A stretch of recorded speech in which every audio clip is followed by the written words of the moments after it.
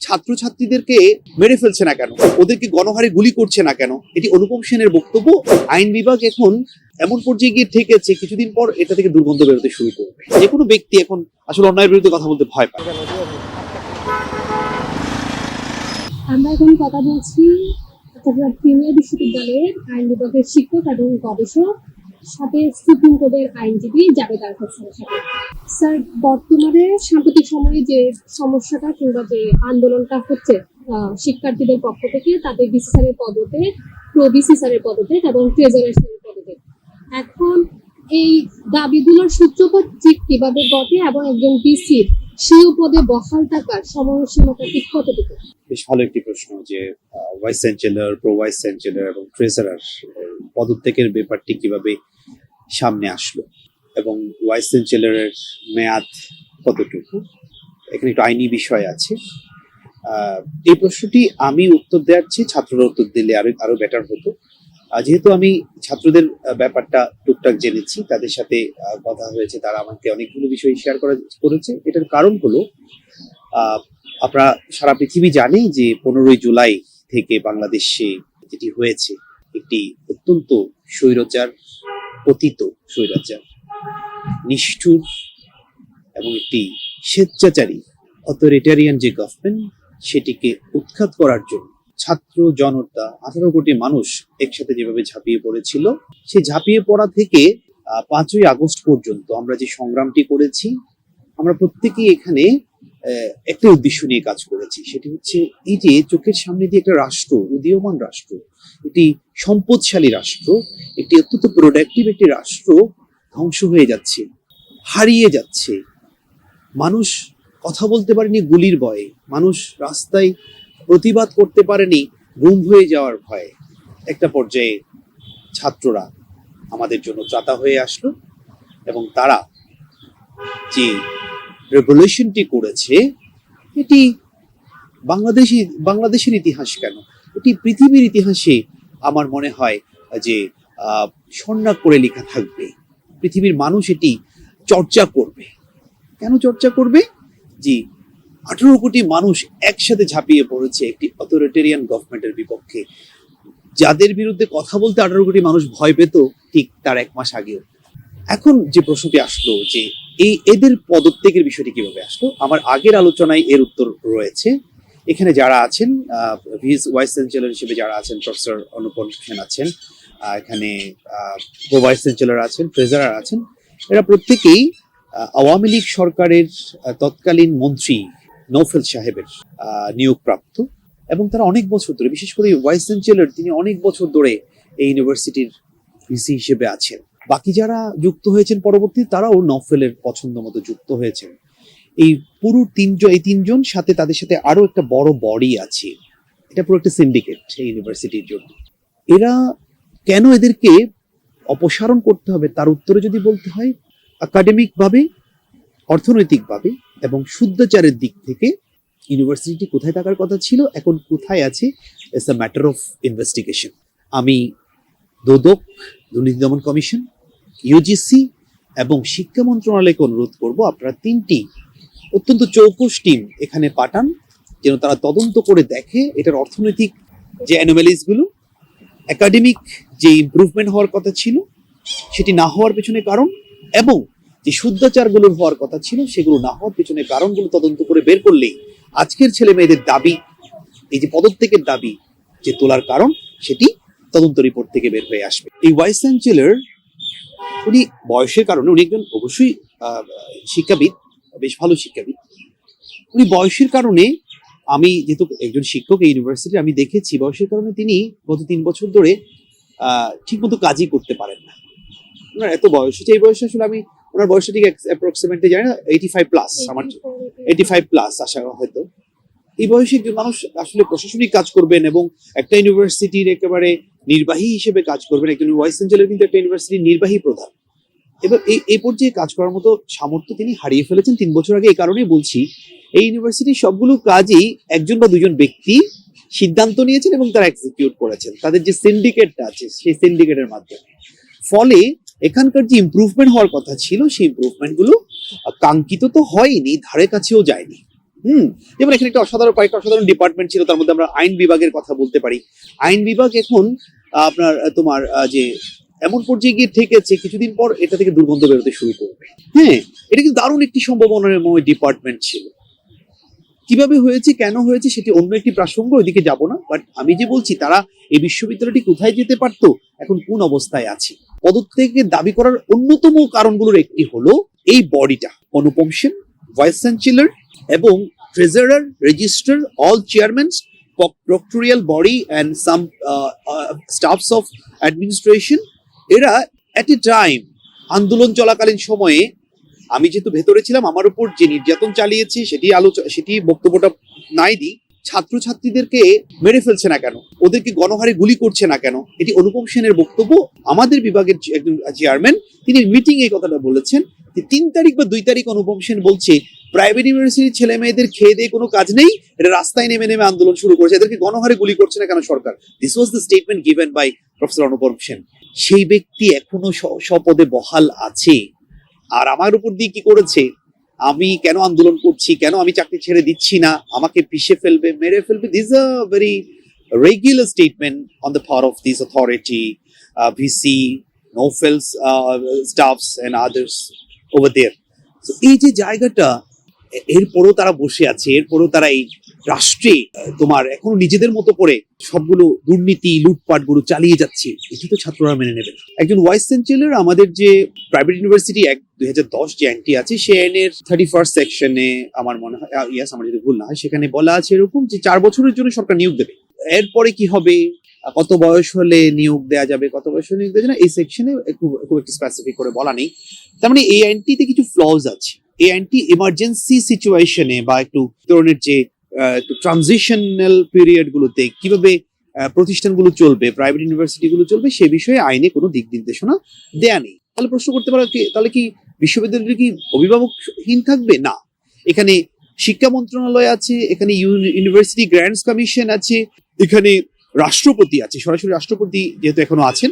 Emergency সিচুয়েশনে বিশ্ববিদ্যালয়কে টিকিয়ে রাখার জন্য, বাঁচিয়ে রাখার জন্য ইউজিসি কিন্তু রোল ফ্রেম করতে পারে, যে কোনো রোল ফ্রেম করতে পারে, সেখানে তারা পরিমার্জন করতে পারে। সেই রোলগুলোর মাধ্যমে ইউনিভার্সিটিটাকে বাঁচানোর জন্য আমি আবার অনুরোধ করব শিক্ষা মন্ত্রণালয় থেকে শুরু করে ইউনিভার্সিটি গ্র্যান্টস কমিশন এবং আমাদের সরকারকে, এই সরকার যেটি জনগণের অনেক আকাঙ্ক্ষার একটি সরকার, জনগণের স্বপ্নের একটি সরকারকে আমরা অনুরোধ করব যে এই বিশ্ববিদ্যালয়টি একটি সম্ভাবনাময় বিশ্ববিদ্যালয়, অসম্ভব দারুণ একটি বিশ্ববিদ্যালয়, যেটি সিটি কর্পোরেশনের হাত ধরে শুরু হয়েছিল, এবং এই বিশ্ববিদ্যালয়ের জন্য অত্যন্ত একজন প্রাজ্ঞ এবং গ্রহণযোগ্য এবং একজন যোগ্য ভাইস চ্যান্সেলর নিয়োগ দেওয়ার জন্য আমি অনুরোধ করব। সাথে পাশাপাশি অন্যান্য যারা স্টাফ আছেন, অন্যান্য যারা অফিসে, যেমন ভাইস চ্যান্সেলর, ট্রেজারার, রেজিস্ট্রার থেকে আরো যারা আছেন, যোগ্য ব্যক্তিদেরকে নিয়োগ দিয়ে বিশ্ববিদ্যালয়টিকে একটি সুন্দর পথ দেখানোর জন্য আমি সরকারের প্রতি অনুরোধ করব। এই যে সিন্ডিকেটের কথা আপনি বলছেন, এই সিন্ডিকেটের বিষয়ে অন্যান্য শিক্ষকরা অবগত আছেন কিনা? অন্য কোনো ব্যক্তি বা শিক্ষকের ব্যাপারে অন্য কোনো আরেকজন ব্যক্তি মতামত দেওয়াটা খুবই অন্যায় বলে আমি মনে করি। যেটা আপনি প্রশ্ন করেই ফেলেছেন, অন্যান্য শিক্ষকদের সাথে হয়তো আপনি চাইলে কথা বলতে পারেন, ইন্ডিভিজুয়ালি কথা বলতে পারেন বা কালেকটিভলি কথা বলতে পারেন। আমার মনে হয় তারা এই ব্যাপারটা ফিল করেন, সবাই এই ব্যাপারটা ফিল করেন, হয়তো অনেকে ভয়ে বলেন না। প্রত্যেকে বাংলাদেশের যে প্রেক্ষাপট, সেটি হচ্ছে একটা চাকরিতে কেউ ঢুকে গেলে সেই চাকরিটা চলে যাওয়ার ভয়ে অনেক কিছু আমরা চেপে যাই, অনেক অন্যায় আমরা মাথা পেতে নেই।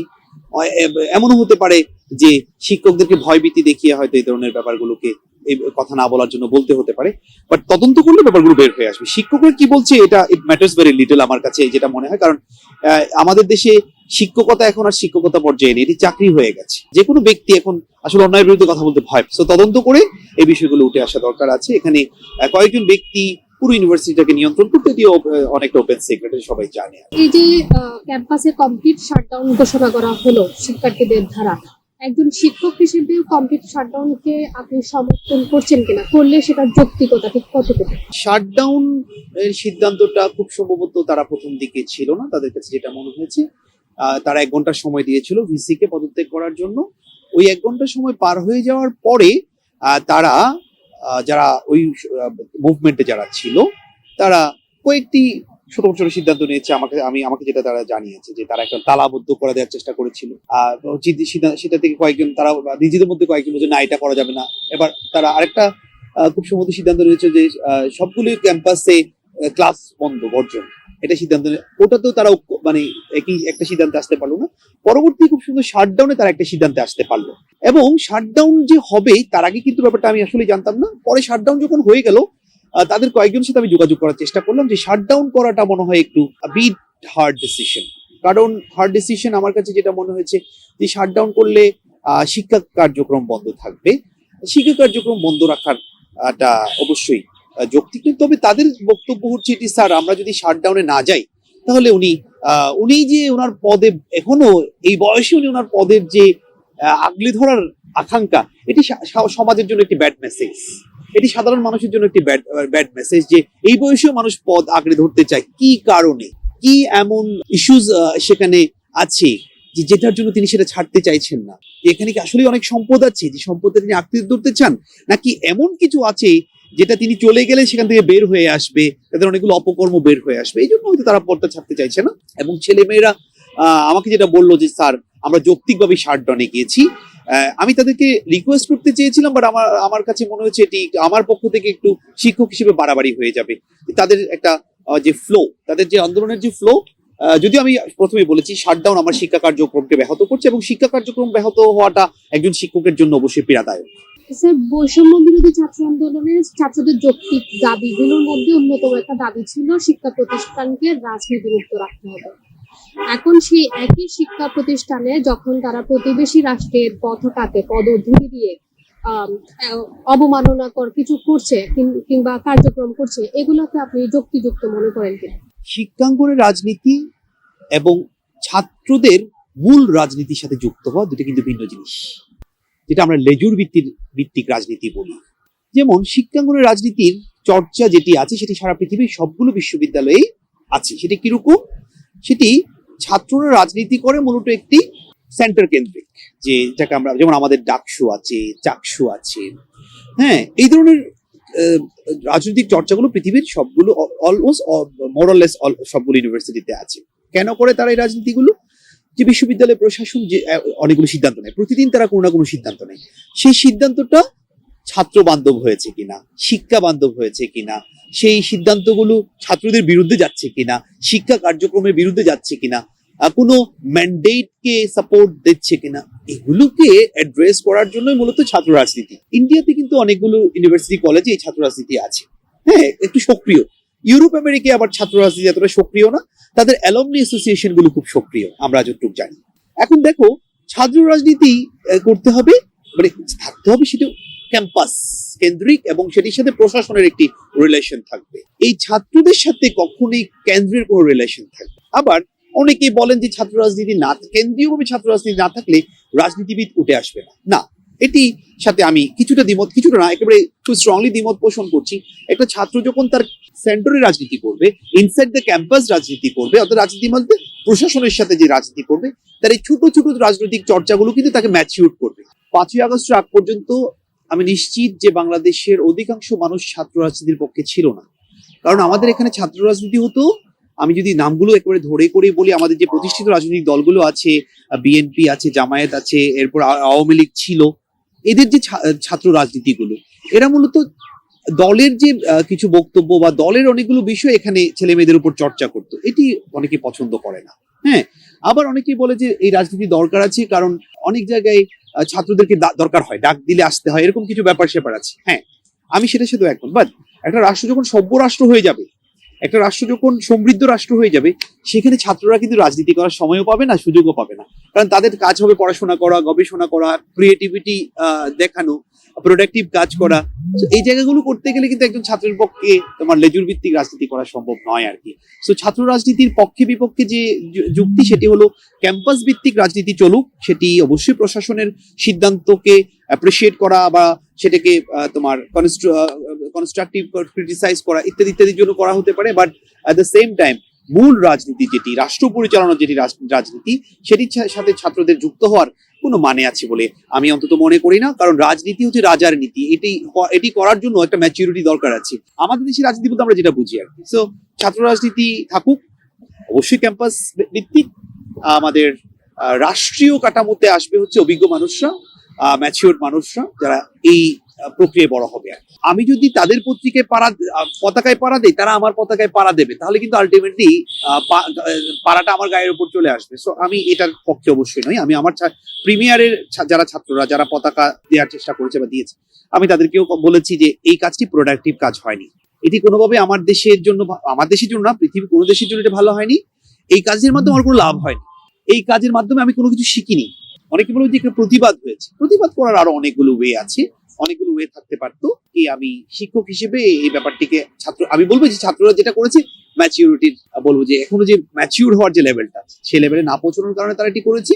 এটির ভুলটাও তারা নিশ্চয়ই বুঝতে পেরেছে। অভিযোগ রয়েছে ছাত্রদের এই আন্দোলনকে সমর্থন করার উদ্দেশ্য আপনি ব্যক্তিগত রাজনৈতিক মতাদর্শের দিকে তাদের প্রভাবিত করছেন। এই ব্যাপারে আপনার মন্তব্য কি? একদম স্ট্রেইট করে যদি বলি, সারপ্রাইজিংলি আমার কোনো রাজনৈতিক মতাদর্শ ছিল না, আজকে পর্যন্ত নেই। আমি যে পরিবেশে বড় হয়েছি, আমি যে প্রক্রিয়ায় বড় হয়েছি, যারা আমাকে দেখেছে ছোটবেলা থেকেই, তারা ভালো করেই জানে আমি ব্যক্তিগতভাবে জীবনের একটা পর্যায়ে একজন প্রফেশনাল ক্রিকেটার ছিলাম। আমি ব্যক্তিগতভাবে একজন সঙ্গীত শিল্পীও ছিলাম, আমি গানও করতাম। আমি ব্যক্তিগত জীবনে একজন আইনজীবী। সর্বোপরি 5ই আগস্টের আগ পর্যন্ত এই রাষ্ট্রের যে রাজনৈতিক কালচারটি ছিল, আমাদের যারা প্রতিষ্ঠিত রাজনৈতিক দলগুলোর যে রাজনীতি আমাদেরকে শিখিয়েছেন, যে রাজনীতি তারা করেছেন, এই রাজনীতির প্রতি আমার কোনো রুচি হয়নি।